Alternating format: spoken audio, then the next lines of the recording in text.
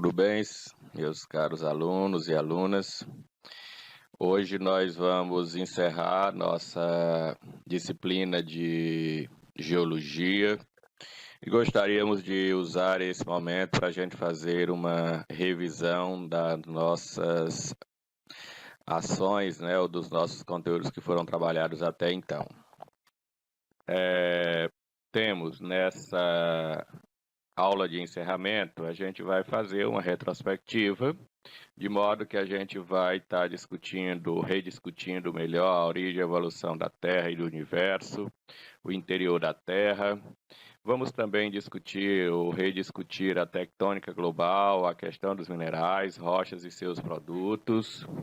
Na sequência, vamos ver a questão da ação geológica do tempo, do intemperismo, a questão da pedogênese, do processo de erosão, deposição e sedimentação.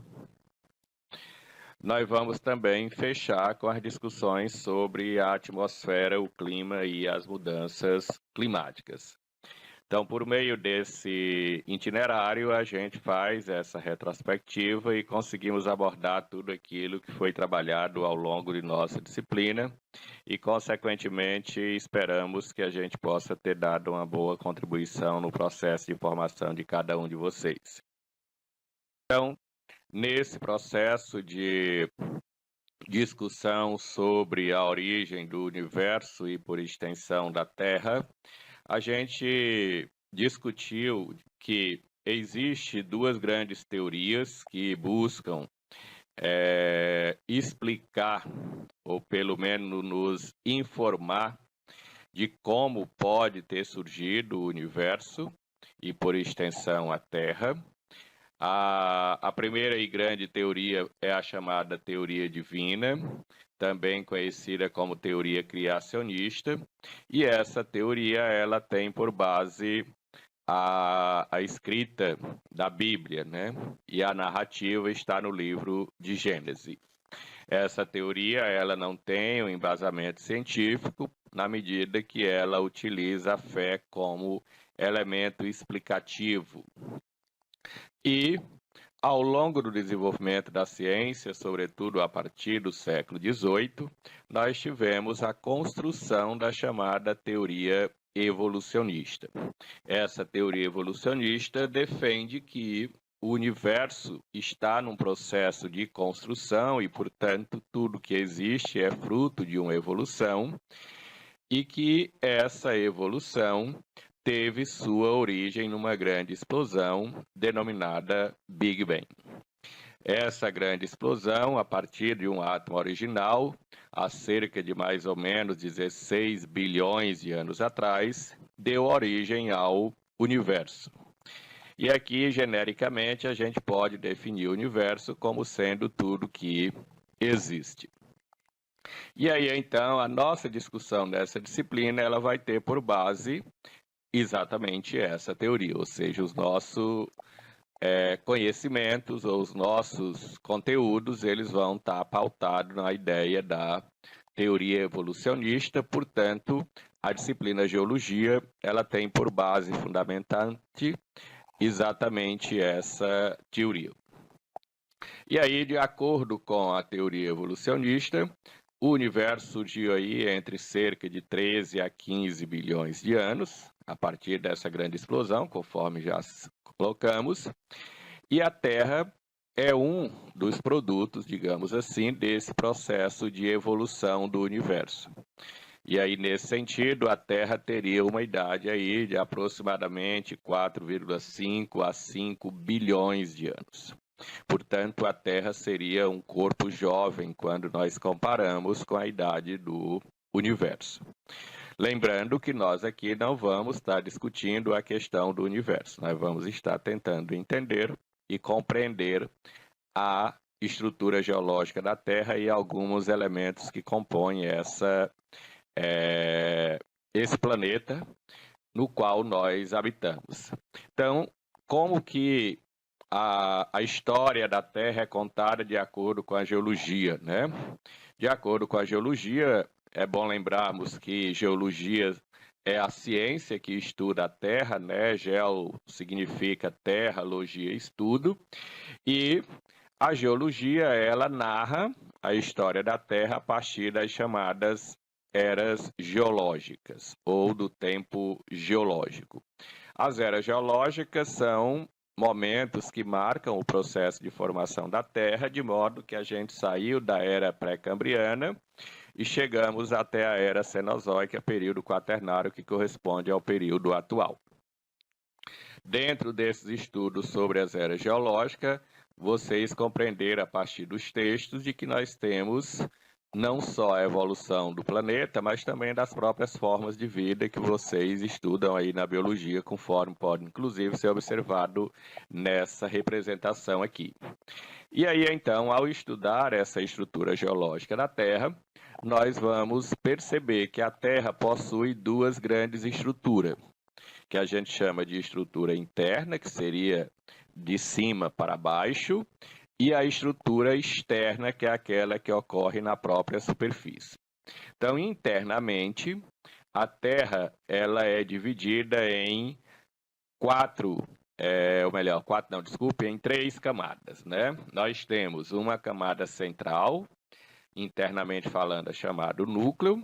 Os autores classificam esse núcleo com duas subdivisões, o núcleo interno e externo. Nós temos uma segunda camada do interior para a superfície chamada manto. Esse manto ele tem sua constituição predominantemente de magnésio e ferro. E nós temos a crosta terrestre, que é essa parte da qual nós usufruímos, que nós pisamos, nós moramos. Essa parte ela tem uma composição litológica diversificada. Nesse sentido, a gente tem a estrutura interna constituída a partir do processo de formação rochosa e mineralógica. Nós vamos perceber de que essa estrutura interna ela sofre movimentos ou sofre transformações, mas ela também tem suas constituições litológicas, seja ela em relação às rochas, seja ela em relação aos minerais. E aí, nesse processo de transformação da crosta terrestre, nos chamamos a atenção para o fato de que a evolução da ciência constatou de que as áreas que afloram na superfície terrestre, que denominamos de continentes, elas não estão hoje da forma como estiveram no passado. Isso foi fruto de observações em termos de constatações, de modo que, em 1912, o cidadão Wegener ele propôs o que ele denominou de teoria da deriva continental.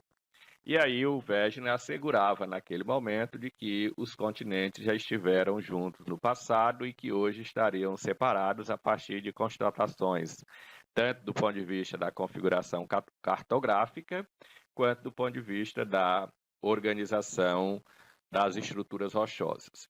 E aí, em 1960, foi elaborada a teoria tectônica de placa, a qual assegura que as massas continentais estão repousando sobre as placas tectônicas e essas placas se movimentam e, ao se movimentarem, elas levam consigo as placas, ou melhor, as áreas continentais. Do ponto de vista da formação ou da constituição da crosta terrestre, nós temos a crosta terrestre constituída de minerais, que a gente diz que são substâncias sólidas homogêneas e geralmente de origem inorgânica, no caso dos minerais metálicos, e que pode ser formado por um ou mais elementos químicos, ou seja, possui uma composição química definida. Lembrando que nós temos minerais orgânicos e inorgânicos.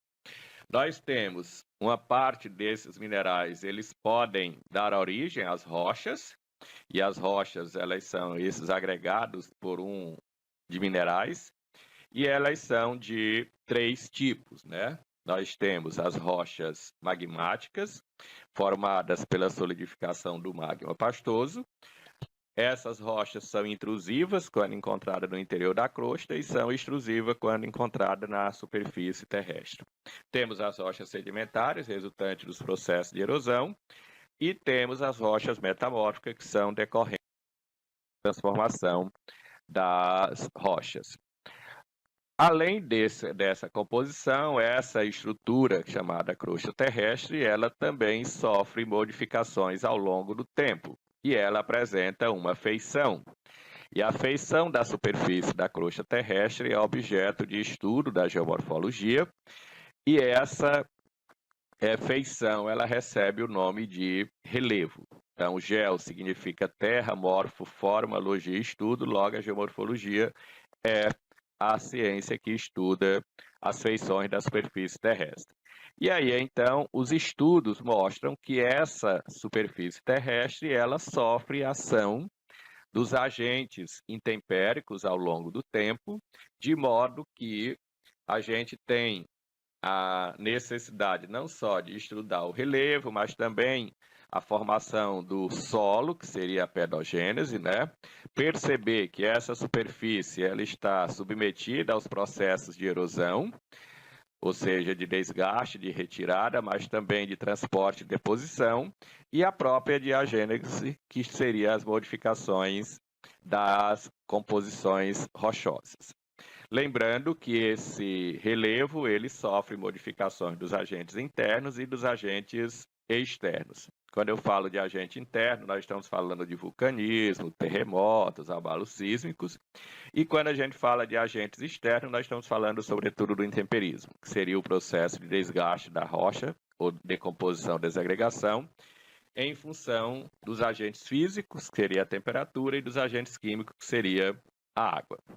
E aí, ao longo desse processo, há o processo de desgaste das rochas que vão proporcionar não só o deslocamento do material de uma área para outra, pelo processo de erosão, transporte e sedimentação, mas também vai provocar a formação do solo. E o solo seria a camada da crosta terrestre, onde você tem as rochas formadas tanto por matéria orgânica quanto inorgânica, e que há também a presença de água e de ar, de modo que as plantas possam aí se proliferar. Processo ainda de estudo sobre os fenômenos que ocorrem na crosta terrestre, a gente tem a atmosfera, que seria a nossa última unidade dentro dessa macro-unidade chamada geologia, conforme a programação da nossa disciplina.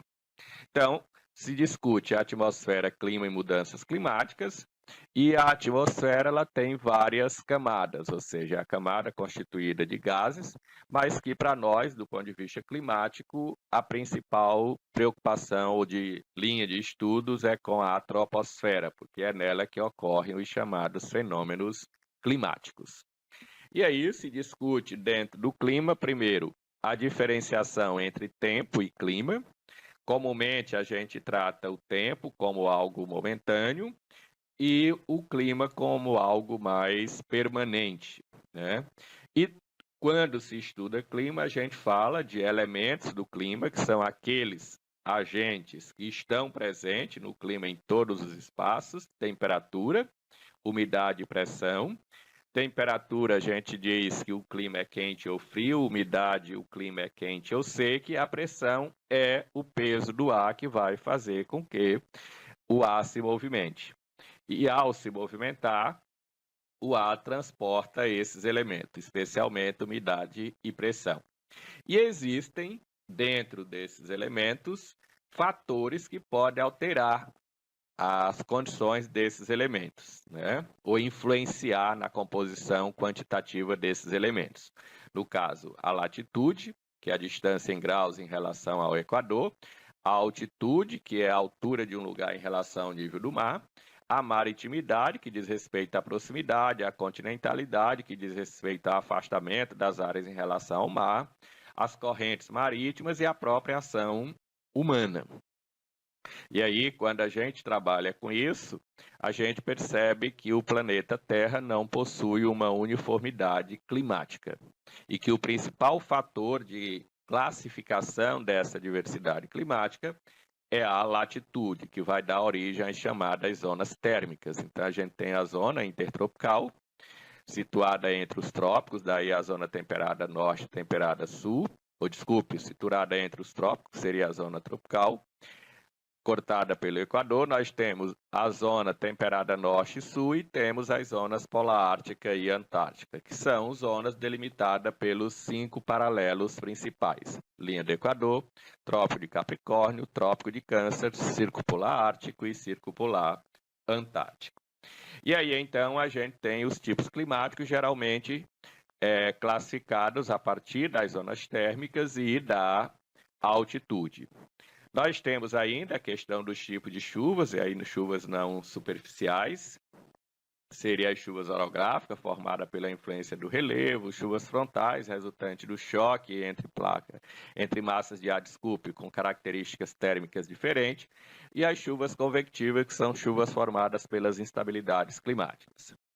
Para concluir, o texto de vocês, do ponto de vista da ementa disciplinar, ele diz respeito também, ou atualiza as questões ligadas ao fenômeno do El Niño e La Niña. O El Niño diz respeito aos processos de aquecimento das águas do Pacífico, alterando mudanças no comportamento climático entre os hemisférios norte e sul. A La Niña representa os períodos em que você tem queda de temperatura na água do Pacífico e que também gera efeitos contrários de acordo com os continentes.